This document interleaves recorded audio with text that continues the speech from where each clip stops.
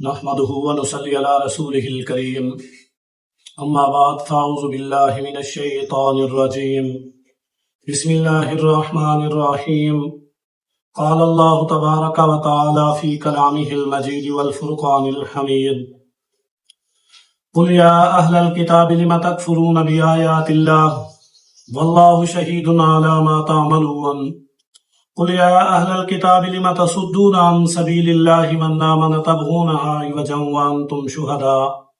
وما الله بغافل عما تعملون يا أيها الذين آمنوا إن تطيعوا فريقا من الذين أوتوا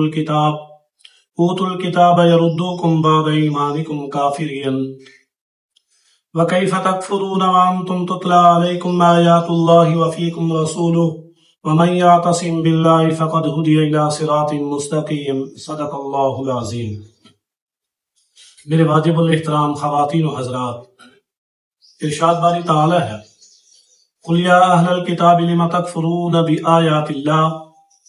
کہہ دیجئے اے اہل کتاب کس وجہ سے تم انکار کرتے ہو اللہ کی آیات کا، واللہ شہید علی ما تعملون، اللہ تعالی گواہ ہے ہر اس چیز پر جو تم عمل کرتے ہو۔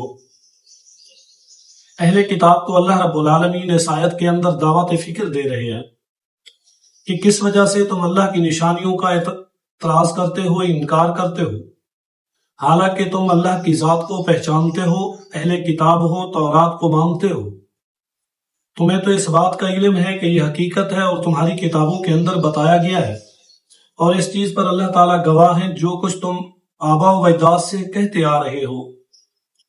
پھر فرمایا قل یا اہل الکتاب لم تصدون عن سبیل اللہ من آمن تبغونها عوجا وانتم شہداء،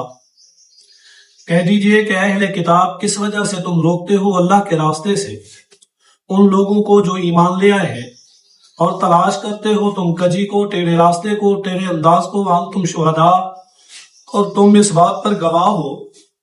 وما اللہ بغافل عما تعملون، اور نہیں ہے غافل اللہ کی ذات ہر اس چیز سے جو کچھ تم کر رہے ہو۔ اس آیت کے اندر اللہ تعالیٰ پھر اہل کتاب کو تنبیہ کر رہے ہیں، ایک تو تم مانتے نہیں، انکار کرتے ہو،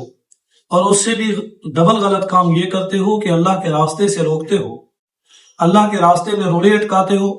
اللہ تعالیٰ کے راستے میں رکاوٹ بنتے ہو ان لوگوں کے لیے جو اللہ پر ایمان لانا چاہتے ہیں، اور تم ان کے ہر معاملے کے اندر کجی، ٹیڑھا پن، کیڑے نکالنے کی کوشش کرتے ہو، حالانکہ تم اس بات کو اچھے انداز سے جانتے ہو اور تم اس کے گواہ ہو کہ یہ جو معاملہ ہے، یہ جو بات ہے، یہ سچ ہے، حقیقت ہے، اور جو کچھ تم کر رہے ہو اللہ کی ذات اس سے غافل نہیں ہے۔ یا ایھا الذین آمنوا ان تطیعوا فریقا من الذین اوتوا الکتاب، پھر اللہ تعالیٰ ایمان والوں کو تنبیہ کر رہے ہیں، بتا رہے ہیں، اور انہیں سمجھایا جا رہا ہے کہ اگر اہل کتاب میں سے ایک گروہ ایسا بھی ہے جو متشدد ہے، جو دشمن ہے، جو مخالف ہے، حد سے زیادہ بڑھا ہوا ہے، اگر تم ان کی اطاعت کرو گے تو یہ لوگ یہ چاہتے ہیں کہ تمہیں لوٹا دیں تمہارے ایمان لانے کے بعد کفر کی طرف، یعنی یہ اتنا سخت ہے، یہ اتنا اسلام مخالف ہے، اسلام دشمن ہے،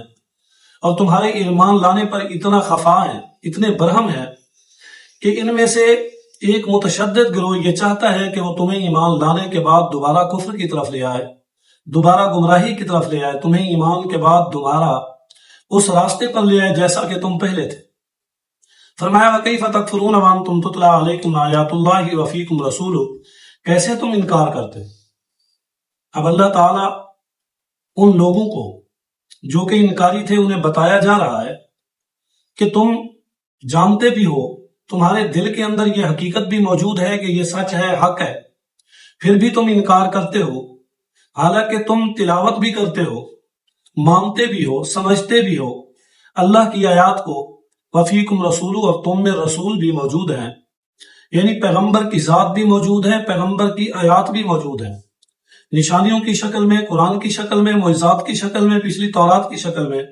یہ ساری چیزیں موجود ہیں جو اللہ تعالیٰ کا تعارف کرا رہی ہیں، اللہ تعالیٰ کی طرف بلا رہی ہیں، اور اللہ کے رسول بھی موجود ہیں۔ وَمَن يَعْتَصِم بِاللَّهِ فَقَدْ هُدِيَ إِلَىٰ صِرَاطٍ مُسْتَقِيمٍ، جو شخص اللہ کی رسی کو مضبوطی کے ساتھ پکڑ لے، اللہ کے راستے کو مضبوطی کے ساتھ تھام لے،